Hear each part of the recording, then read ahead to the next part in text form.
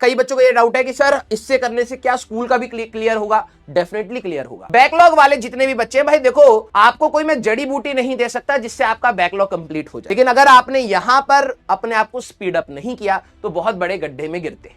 तो आपका जो बेस्ट टाइम टेबल होता है, जब आप खाली बैठे हैं, आपको लग रहा है कि आप इस चीज को पढ़ाई में डाल सकते थे या प्रैक्टिस कर सकते थे, आपको वही करना है। Without wastage is your best time table. बेटा मैं आप सभी लोगों को एक बात बोलूंगा जो शायद अभी आपको रिलेटेबल नहीं लगेगी, लेकिन बाद में काफी रिलेटेबल लगने लग जाएगी। 11वीं क्लास का सबसे बड़ा दिक्कत अभी, जैसे आपके जो लोग डमी वाले हैं उनका तो कोई लोड ही नहीं है, उनको तो कुछ पता ही नहीं चलता है। जो स्कूल गोइंग स्टूडेंट है उनको थोड़ा सा स्ट्रेस होगा कि सर स्कूल का भी काम है। अब यहां पर अगर आपने टाइम मैनेजमेंट अच्छे से करा, मैं बता रहा हूं बहुत ज्यादा बेनिफिट आपको मिलता है। लेकिन अगर आप टाइम को मिस मैनेज कर रहे हैं तो आपको थोड़ी सी दिक्कतें लगती है। ध्यान से सुनना बेटा, अभी आप लोगों को क्या है ना कि स्कूल में शायद कई लोगों का ये टॉपिक स्टार्ट हो गए होंगे, कईयों के ये टॉपिक नहीं स्टार्ट हुए होंगे। स्कूल की स्पीड और हमारी स्पीड में बहुत बड़ा डिफरेंस होगा। जो लोग पढ़ रहे होंगे कहीं पर भी, मतलब स्कूल में अगर आप बोलो, कोचिंग में तो डेफिनेटली थोड़ा सा आराम से डिटेल्ड वे में पढ़ाया जाता है, तो दे विल टेक टाइम। लेकिन स्कूल में ना आप देखना, स्टार्टिंग वाले कुछ चैप्टर्स में बहुत ज्यादा एनर्जी लगेगी, उसके बाद धीरे धीरे उसमें कंटेंट भी कम होता चला जाएगा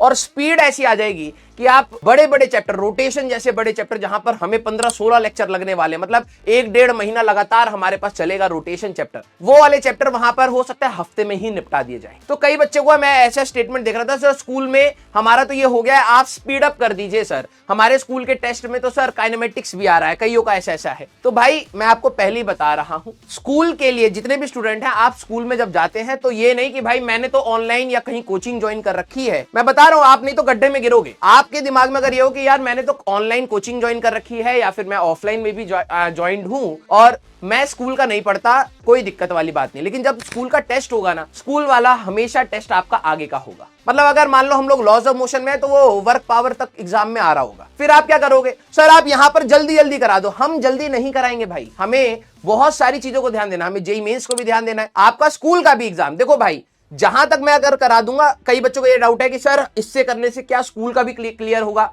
डेफिनेटली क्लियर होगा। स्कूल के एग्जाम में आपका थ्योरेटिकल फ्रंट ज्यादा आएगा, क्वेश्चन नहीं आएंगे। हम लोग यहां क्वेश्चन भी कर रहे हैं, क्यों? क्योंकि वही थ्योरी के साथ आपका कॉम्पिटिटिव पॉइंट भी क्लियर होना चाहिए। तो जो बच्चे ये सोच रहे हैं कि भाई कि मैं यहां से पढ़ के अपना स्कूल का कर लूंगा, तो भाई देखो जहां तक पढ़ाया वहां तक तो तुम कर लोगे, लेकिन वो डेफिनेटली हमसे 1-2 चैप्टर आगे चल रहे होंगे, हो सकता है 3-4 चैप्टर आगे चल रहे हो। तो आपको यहां पर ये नहीं कहना कि सर आप स्पीड अप कर दो। भाई देखो, मैं अगर स्पीड अप करूंगा तो आपका दोनों जगह नुकसान होगा। तो हम लोग अपनी स्पीड के हिसाब से चलेंगे। आपको एक लेक्चर प्लानर दे रखा है, आप जाके नोटिस सेक्शन में अगर आप देखेंगे तो आपको सारे सब्जेक्ट्स का लेक्चर प्लानर दे रखा है कि कब कब कौन कौन से चैप्टर होंगे, कब सिलेबस खत्म होगा, कब सिलेबस स्टार्ट होगा।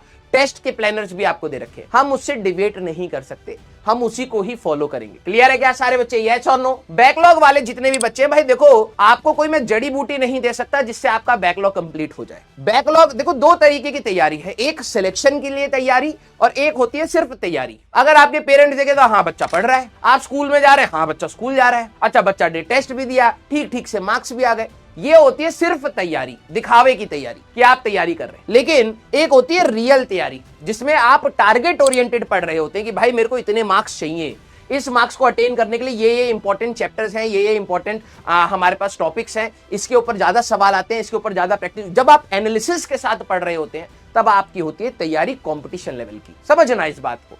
अब होता क्या है ना, कई बच्चों को है कि सर मेरे को ना बैकलॉग हो गया है, अब मैं कैसे करूं? यार बैकलॉग, अगर तेरा टारगेट है सिलेक्शन का ना, तो तू बैकलॉग के लिए रो मत। तूने लेट स्टार्ट किया है तो हो सकता है तू 1-2 दिन बाद खत्म करे, समझना इस बात को। लेकिन अगर तेरे को सिलेक्शन के लिए पढ़ना है तो तेरे को सारे लेक्चर्स देखने ही पड़ेंगे। सारे लेक्चर्स के क्वेश्चंस जो कराए गए हैं वो बहुत सारी जगह के रिसोर्सेज से यूज करके कराए जाते हैं, एनालाइज्ड करके कराए जाते हैं, वो करने ही पड़ेंगे। क्या आपको ये बात समझ आई सारे बच्चे? हाँ या ना? बेटा आप 2 साल कोई छुट्टी उट्टी मत पूछना कि सर ये हॉलीडे वो हॉलीडे, ऐसा कुछ नहीं होता भाई 11वीं-12वीं में। क्लियर सारे बच्चे? यस और नो? अगर आपको ये है कि नहीं सर मेरे को तो बस बैकलॉग कवर करना है, मेरे को स्ट्रेस हो रहा है, तो भाई पढ़ ले, 2x पर देख ले, ठीक है? कोई क्वेश्चन मत लगा, कोई डीपीपी मत लगा, बस निपटा ले अपना काम, तो हो गया तेरा कवर। अगर आप सिलेक्शन के लिए पढ़ रहे हो भाई, आप थोड़ा सा पीछे ही सही, लेकिन तैयारी तो उस लेवल की तैयार करो ना यार। देखो भाई जनवरी में, मैं आपको अभी बता रहा हूं, जो बच्चे पैनिक कर रहे हैं ना मेरा बैकलॉग हो गया है, उस चक्कर में आप कितना बड़ा नुकसान करते हो। मैंने जितने भी 11th वाले बच्चों को पढ़ाया, स्टार्टिंग में उनको रहता है सर मेरा बैकलॉग हो गया है,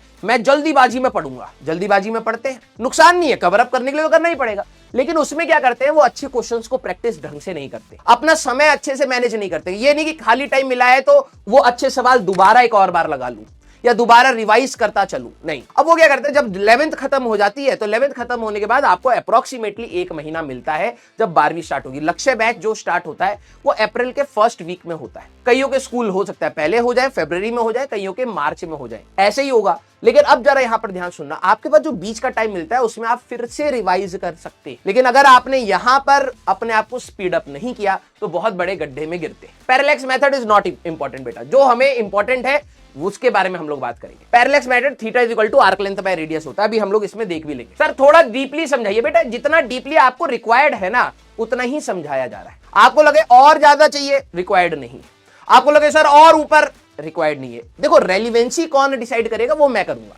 मैं एक ही टॉपिक पर बोलने के लिए बोलो तो मैं 1 साल तक पढ़ा सकता हूं, और एक ही टॉपिक को बोलो कि सर 10 मिनट में निपटाओ तो मैं 10 मिनट में भी निपटा सकता हूं। मेरे को पता है कि कैसे कम टाइम में और कैसे इलेबोरेटेड फॉर्म में पढ़ाना है। लेकिन रियलिटी क्या है, जो आपके काम की चीजें हैं। देखो कई बच्चों का ना वही वाला पार्ट स्टार्ट हो रहा है जहां पर वो ओवर डिमांडिंग हो रहे हैं, स्पून फीडिंग की आदत आ रही है। सर आप ये भी करके दे दो, सर आप ये भी कर दो, सर इसको बहुत डिटेल में करा दो, सर मेरे ना ये 5 क्वेश्चन नहीं हुए इसको भी क्लास में करा दो। नहीं, ऐसा नहीं होता है, ये 10वीं क्लास नहीं है भाई। मैं तेरे को वो 5 क्वेश्चन जो तेरे से नहीं हुए अगर मैं वो भी डिस्कस करा दूंगा ना तो तेरे से अगले दिन फिर से 5 क्वेश्चन ऐसे नहीं होंगे जो तेरे से नहीं हो पाए, तो तू फिर से वही डिमांड करेगा, तो हम आगे नहीं बढ़ पाएंगे। हमें मिनिमम एक ऐसी रिक्वायर्ड तैयारी रखनी है जिससे हमारा सिलेबस आगे बढ़ता रहे। कुछ कमियां हमेशा रहेंगी, वो समय के साथ आप उनको कवर अप करेंगे। क्लियर? बेस्ट टाइम टेबल आपका वही है जहां पर आप अपना समय व्यर्थ ना करें।